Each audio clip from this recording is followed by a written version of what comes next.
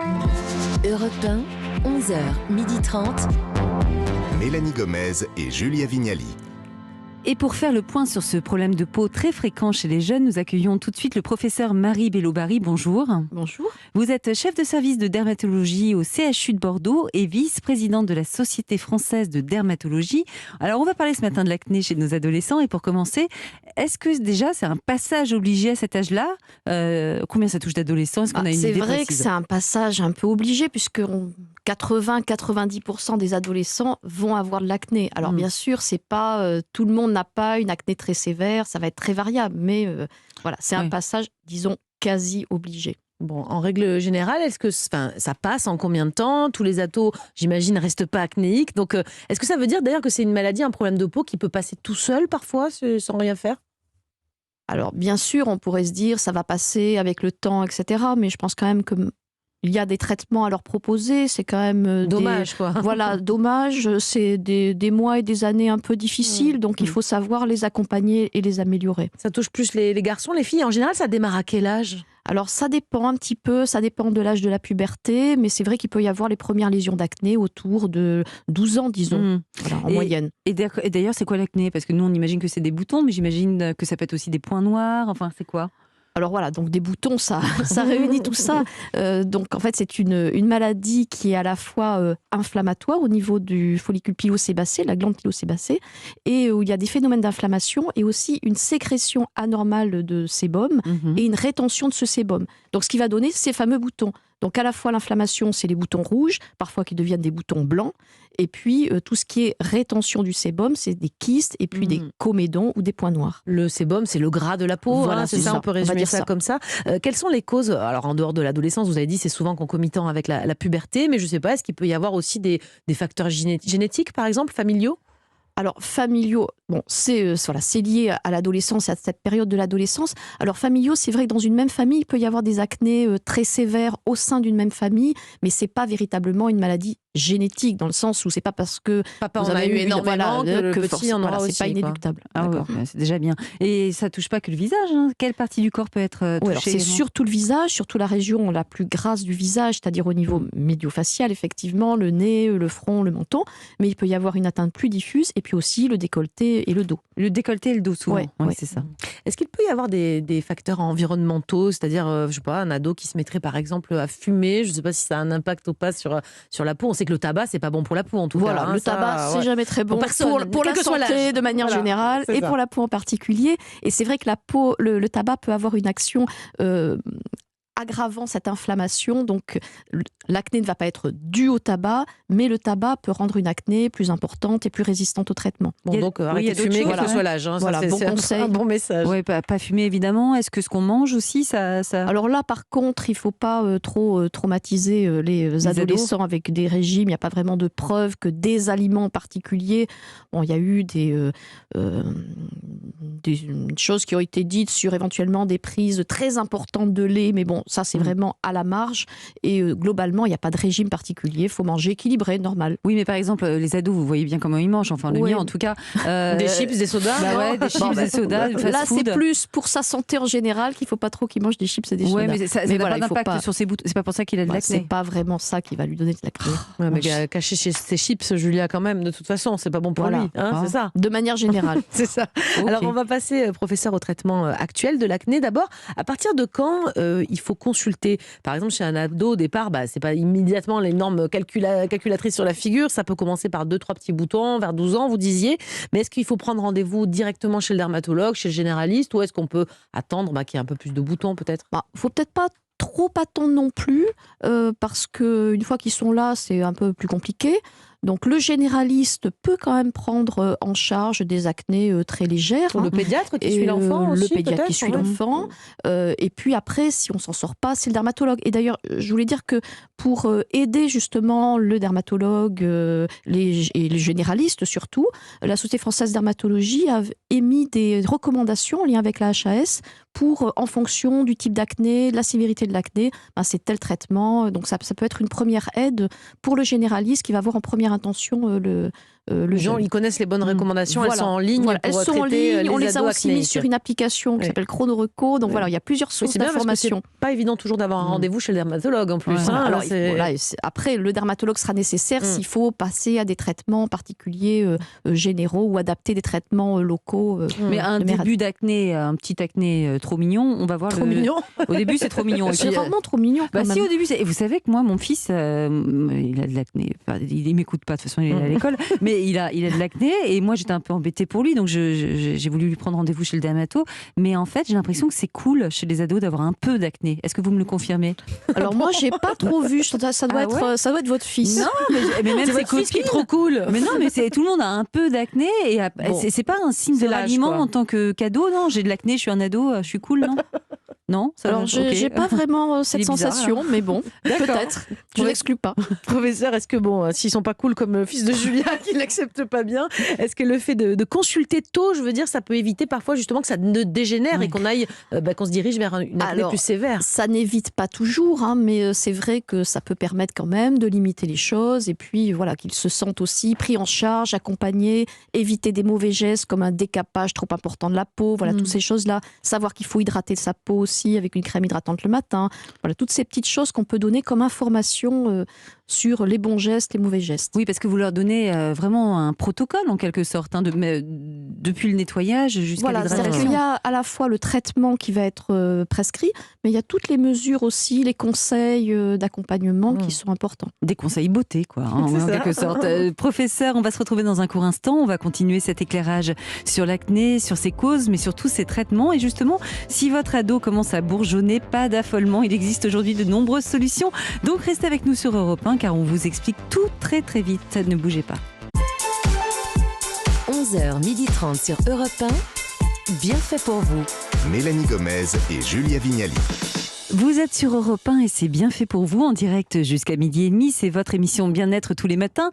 Nous sommes toujours en studio avec le professeur Marie Bello-Barry. Je rappelle que vous êtes chef de service de dermatologie au CHU de Bordeaux et vice-présidente de la Société française de dermatologie. Alors on l'a dit juste avant, hein, face à un ado qui commence à souffrir d'acné, mieux vaut ne pas attendre trop longtemps pour consulter, parce que là on parle de la maladie et de ses conséquences physiques, mais le retentissement psychologique aussi peut être important. Vous le voyez en consultation, je ne parle pas de mon fils qui est très à l'aise, mais les autres, ils sont en souffrance, les gamins? Alors souvent, c'est vrai que l'adolescence, c'est un moment de la vie qui est assez particulier. L'image de soi est en train de se construire, l'image et l'estime de soi. Alors c'est vrai que quand on se retrouve avec une acné très, très affichante, ça peut devenir quand même rapidement très compliqué pour l'adolescent. Même si on est entouré que de gamins qui ont la même chose. Mais Ouais, ne pas traiter suffisamment tôt, on l'a dit, donc ça peut avoir un impact psychologique. Donc c'est pour ça qu'autant s'en occuper. Puis ils voient qu'on les prend en charge, qu'on les accompagne dans ce problème. Est-ce que ça peut les exposer aussi peut-être à avoir plus de risques d'avoir des cicatrices plus tard? Absolument. Ouais. Alors toutes les acnés ne vont pas laisser des cicatrices, mais c'est vrai que surtout des acnés très inflammatoires, vous voyez, avec des gros boutons rouges et blancs, etc., eh bien ça peut donner des cicatrices. Donc là, il faut savoir être suffisamment énergique et passer au traitement nécessaire. Les questions techniques sur les cicatrices, justement, elles viennent pourquoi? Parce qu'ils se grattent les enfants, ou c'est vraiment parce que c'est une grosse lésion? C'est une lésion qui est profonde comme dans une la blessure. Voilà, quoi, c'est hein, une c'est lésion ça. qui est profonde dans la peau, cette inflammation, ça Ouais. va s'associer à des phénomènes cicatriciels qu'on appelle la fibrose. Ah oui. Donc vraiment, ça peut être... C'est pas parce qu'ils triturent leurs boutons. Hein, Non, ça, non, ouais. ça doit Alors, pas aider. ça, voilà, c'est en plus le fait de triturer ses boutons, mais ça, triturer les boutons, ça peut être même pour des petits points noirs entre guillemets. Et bon, ça, c'est plutôt à éviter. Et comment on fait pour pas triturer ces boutons? Parce que ça donne vraiment envie. Vous leur dites quoi aux gamins? Qu'il faut pas, parce que finalement, un petit point noir, un petit comédon, il se verra encore plus une fois qu'il est bien éclaté, parce qu'il va éclater dans la peau, devenir tout rouge. Alors, je fais parfois des petits dessins pour leur expliquer ce qui va se passer. Bon, et puis, Comme ça, ils arrêtent. Allez. Alors, on va passer au traitement, justement. On commence par quoi en général avec un ado qui vient pour sa première consultation à cause de l'acné? Je crois qu'on commence par des traitements locaux. Expliquez-nous. Voilà, c'est ça. Donc, il y a des traitements locaux avec des crèmes qui vont être des crèmes qu'on va choisir soit plutôt efficaces sur l'inflammation, soit plutôt efficace sur la rétention, donc sur les points noirs et les kystes. Bon, souvent il y a un peu des deux, donc parfois on associe, soit on associe la crème dans le même tube parce que ça existe. Soit on fait séparément. Il faut c'est quand même du cas par cas, ça. Vous regardez bien les boutons, alors, quand c'est même. vraiment du cas par cas. Il faut vraiment voir le type d'acné et surtout il faut voir la peau de l'adolescent. C'est-à-dire si on a une peau très claire, un peu fragile, parfois il faut pas faire un traitement tous les soirs. Il faut vraiment y aller parfois doucement, bien mettre la crème le matin et puis en fonction de la tolérance aider, parce que c'est ça le problème, c'est le problème de la tolérance parfois de ces crèmes. Donc on prend pas la crème du grand frère, hein, c'est chaque enfant a sa crème en fonction de sa peau. Exactement. Mais elles sont bien supportées ces crèmes en général. Il faut les prescrire pendant combien de temps pour que ça marche? Alors c'est vrai que ça peut être long, c'est ça aussi, il faut l'expliquer à l'adolescent, c'est pas du jour au lendemain que ça va être efficace. Certaines peuvent être un peu irritante, surtout si on en met trop. Donc là aussi, il faut expliquer qu'il ne faut pas en mettre trop. C'est pas une crème hydratante qu'on se met sur tout le visage.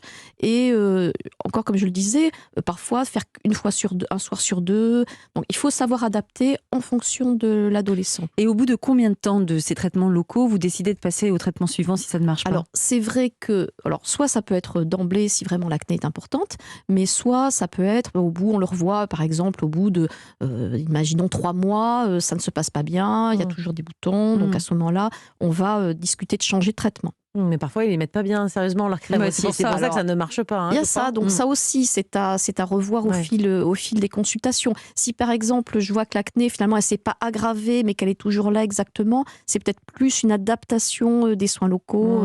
Bon, c'est vraiment du cas par cas. Alors, si les crèmes dont on vient de parler ne suffisent pas, ou si l'acné est plus sévère, je crois que vous pouvez aussi prescrire un traitement antibiotique. Mais ça veut dire que c'est une bactérie, l'acné? Parce que les antibiotiques, c'est pas automatique. Hein, alors, les antibiotiques, c'est pas automatique. Et c'est un antibiotique un peu particulier qu'on va utiliser. C'est un antibiotique de la famille des cyclines qu'on utilise à dose plutôt anti-inflammatoire sur la peau. Alors c'est vrai qu'il y a une bactérie qui est au centre de l'acné, qui joue un rôle surtout sur l'inflammation et qui peut aussi stimuler cette fameuse sécrétion lipidique, mais c'est pas une maladie bactérienne, c'est plus les facteurs exprimés par cette bactérie qui se développent et que cette bactérie qui est d'ailleurs tout sur notre peau. C'est plutôt un déséquilibre. On aime bien connaître les noms de virus, les noms de bactéries de temps en temps. Culinibacterium acnes. Ok, donc ça va, c'est pas grave, on va oublier tout de suite. Et c'est acnes, vous pouvez l'appeler par son petit nom. Et en fait, c'est comment dire, ces antibiotiques vont soigner surtout l'inflammation, absolument. Et donc, s'il y a des points noirs associés, il faudra associer une crème, par exemple, qui va agir sur ce plan-là. Mais dites-moi, il n'y a pas trop de risques à prescrire justement des antibiotiques parce que peut-être un problème de résistance, parce que c'est sur de longs mois, ces antibiotiques. En général, c'est 3 mois. Et la flore intestinale, on fait pas plus. On fait pas plus que 3 mois. C'est à dose faible. Mais c'est vrai que si on est amené à utiliser sans arrêt des antibiotiques, on fait plusieurs cycles répétés, il faut se poser peut-être des questions. Et c'est vrai que c'est aussi ce qui fait qu'il y a sans doute besoin peut-être de nouvelles approches pour l'acné. Donc juste un cycle de 3 mois, on ne renouvelle pas? Alors on fait un cycle de 3 mois et en général on fait un relais avec les crèmes initialement prescrites pour essayer de faire un traitement d'entretien, puisque on est sur l'adolescence qui dure un certain temps et donc après il peut y avoir des récidives. Le problème des antibiotiques, c'est qu'en général c'est rapidement efficace, mais que les récidives sont quand même relativement fréquentes, surtout si le traitement d'entretien n'est pas bien fait. Et si récidive il y a, vous recommencez les antibiotiques? Alors ça, c'est encore du cas par cas. Soit on va recommencer les antibiotiques, soit éventuellement, si l'acné s'aggrave, on va passer au traitement de deuxième intention, qui est l'isotrétinoïne. On va y venir au Roaccutane, en fait, qu'on connaît sous ce nom-là aussi. Les antibiotiques, c'est pas. On sait que trop d'antibiotiques, ça peut dérégler un peu le transit, tout ça. C'est pas dangereux pour la flore intestinale? Alors, ces antibiotiques-là, c'est vrai que, d'une part, on dépasse pas 3 mois, comme je vous disais. On les utilise donc à dose anti-inflammatoire, donc à plus petite dose qu'une action antibactérienne. En général, ils sont quand même bien supportés. Il faut bien les prendre pendant un repas, mais enfin, il n'y a pas besoin de prendre des probiotiques ou des choses comme ça. Non, c'est pas du tout comme les antibiotiques que vous prenez pour une angine. C'est pas du tout pareil. Et si ça suffit pas, on a commencé à l'évoquer, il y a le fameux Roaccutane. Mais c'est encore utilisé, ça? Alors, parce que quand j'étais ado, j'avais des copines qui en prenaient, ça marchait d'enfer. Alors, Roaccutane, ça n'existe plus, puisque c'était la marque d'un certain laboratoire. Mais par contre, la molécule existe, donc c'est l'isotrétinoïne, qui a plein de noms et de génériques qui existent. Donc c'est un traitement qui est un traitement majeur pour les acnés majeures. Vraiment, c'est un traitement qu'il faut pas hésiter, entre guillemets, à prescrire, en le prescrivant bien, c'est-à-dire en accompagnant sa prescription, parce que c'est un traitement majeur, mais qui peut avoir des effets secondaires, qui a des règles de prescription très strictes, mais qui est un traitement qui peut être remarquablement efficace sur des acnés sévères, dont souffrent vraiment ces adolescents. C'est même redoutablement efficace. Moi, j'ai vu des enfants qui commençaient ce traitement, ça va très vite. Ah oui, ça peut aller très vite, mais les premières semaines peuvent être un peu difficiles aussi, parce que l'acné peut devenir un petit peu plus inflammatoire au tout début, donc c'est pour ça qu'il faut bien accompagner. Ça sèche beaucoup la peau, puisque ça va limiter cette production de sébum. Donc là aussi, il faut les accompagner, des crèmes hydratantes, des sticks pour les lèvres. Donc c'est sûr que c'est une prescription qui est très accompagnée sur ce plan-là. Et ça se prend de quelle façon ? Alors, ça se prend par voie orale, en comprimé, il y a des règles de prescription et d'information pour ce traitement, puisque c'est un traitement qu'on appelle tératogène, c'est-à-dire qu'il peut entraîner des malformations si on est enceinte chez le fœtus. Donc pour les jeunes filles, c'est à prendre encore plus avec précaution. Voilà, chez les jeunes filles, quel que soit leur âge, dès qu'elles sont en âge de procréer, c'est-à-dire dès qu'elles ont leurs règles, la contraception est obligatoire. Donc au moins un mois avant pour qu'elle soit efficace, pendant tout le traitement et un mois après. Des tests de grossesse à chaque prescription tous les mois. Donc c'est vraiment très suivi pour éviter au maximum qu'il y ait une grossesse. Et même la NSM a fait des nouvelles recommandations pour même prescrire au cas où des contraceptions d'urgence, puisqu'on sait bien que les pilules, ça peut s'oublier, et des préservatifs. Et donc ça marche très, très, très bien. Au bout de quelques... Donc on a dit au début, il peut y avoir un petit rebond. En général, oui, c'est vrai que ça marche bien. En combien de mois ils sont débarrassés en général, au bout de 2-3 mois, on commence à voir vraiment une amélioration. Et puis après, c'est un traitement qui est quand même en général sur 6-8 mois. Ça va dépendre de la dose qu'on utilise. Il n'y a pas de récidive avec le Roaccutane? Alors, il peut toujours y avoir des récidives, mais elles sont quand même beaucoup plus rares. Le plus souvent, c'est une cure d'isotrétinoïne. Et parfois, c'est vrai que dans des acnés plus complexes, on est obligé d'en refaire. Mais dites-moi, j'avais entendu dire que ça pouvait filer le bourdon aux gamins. C'est vrai ou pas? Alors, c'est vrai qu'il y a eu beaucoup de discussions sur est-ce que l'isotrétinoïne peut entraîner des troubles psychiques, voire psychiatriques même. En fait, toutes les études à l'échelle d'une population ne montrent pas de surrisque de ce côté-là. Ce qui n'exclut pas qu'un adolescent donné, il peut avoir un effet secondaire de ce type-là. Secondaire. Voilà, on n'exclut pas. Donc, de ce fait, on donne une information à l'adolescent et à ses parents. Mais en revanche, surveiller le moral de vos enfants. Surveiller le moral des enfants, mais bon, ce qu'on sait aussi, c'est que l'adolescence, c'est un moment où on est très fragile, c'est le moment le plus fragile, et quand on a une acné qui justifie l'isotrétinoïne, en général, vous avez vraiment le visage dans un état qui fait qu'il ne faut pas priver ces adolescents-là d'un traitement comme ça. Alors, il faut l'accompagner. Si on a un doute sur l'état psychique de l'adolescent, il faut, soit on arrête, soit aussi on prend l'avis d'un psychologue ou d'un psychiatre. Il y a des échelles de dépistage des troubles psychiques. Donc, voilà, on a toutes des précautions qui peuvent être proposées à ces enfants ou adolescents qu'on voit tous les mois. Alors, je crois qu'on pourra peut-être bientôt soigner l'acné grâce à des auto-injections. Là, pour le coup, sans aucun effet secondaire. De quoi s'agit-il ? Alors, je me méfie toujours quand on dit aucun effet secondaire, ça voilà. On verra bien. Alors, auto-injection, c'est plutôt un vaccin. C'est plutôt un vaccin, ou en tout cas des anticorps qui seraient dirigés contre des facteurs liés à cette fameuse bactérie, ce C. acnes. Donc, c'est tout à fait pour le moment au stade expérimental, préclinique ou essai clinique, mais peut-être c'est une des perspectives. Comme il y a aussi des perspectives de nouvelles molécules, soit par voie orale, soit surtout par voie topique, donc locale, qui justement ciblent mieux certains facteurs liés à cette bactérie pour éviter ce que vous disiez, c'est-à-dire essayer d'avoir une meilleure tolérance et d'éviter de déséquilibrer la flore. Alors, une question de Sandrine sur Instagram, ne pas avoir assez de relations sexuelles aussi, est-ce que ça pourrait donner des boutons? C'est basé sur quelque chose de scientifique? Non, pas vraiment. Alors, Sandrine? Non, pas vraiment. On a pareil sur les idées reçues, on a Léo Adiep sur Facebook qui demande si manger trop de chocolat ou trop de charcuterie, ça pourrait avoir un impact sur l'acné. On y a un petit peu répondu. Donc c'est comme les chips de tout à l'heure, mais non. non, voilà, il faut manger du chocolat il faut raisonnablement. manger équilibré, mais pour sa santé en général. Et le manque d'hygiène, ça aussi, c'est une idée reçue. Alors ça, c'est une idée reçue qu'il faut combattre. Parce que justement, on a certains adolescents ou adolescentes qui se décapent la peau avec des lotions. Donc surtout, il ne faut pas faire ça. D'accord. Et c'est pas ça, l'acné, c'est juste une maladie inflammatoire de la peau. Bon, et soyez doux avec votre peau acnéique. Il Voilà. faut la chouchouter, au contraire, Voilà. Et la traiter. elle n'ira que mieux. Merci beaucoup, professeur, pour toutes ces explications. On a bien noté qu'avoir des boutons à l'adolescence, c'est plus une fatalité. De nombreuses solutions existent. Pour cela, il faut consulter et on pourra améliorer les choses. Merci. Merci professeur. Maintenant, nous allons lancer la partie tendance de Bienfait pour vous. Il y aura d'abord la chronique gourmande de Sophie Menu. Aujourd'hui, coup de projecteur sur les agrumes. Et oui, c'est la saison. Elle nous dira comment les travailler chez nous dans notre assiette. Et puis ensuite, il y aura Perrine Brami qui sera également avec nous. Ce midi, elle nous propose des alternatives aux masques chirurgicaux. Alors, ce sont des masques qui protègent bien des virus, évidemment, mais des masques plus innovants, plus respectueux pour l'environnement. Et enfin, on va terminer ce tour de table avec notre chroniqueur voyage, Gavin Clemente Ruiz. Avec lui en route aujourd'hui pour le Maroc, pour une escapade dans le désert. On va s'évader un peu dans Bienfait pour vous, alors restez bien avec nous sur Europe 1.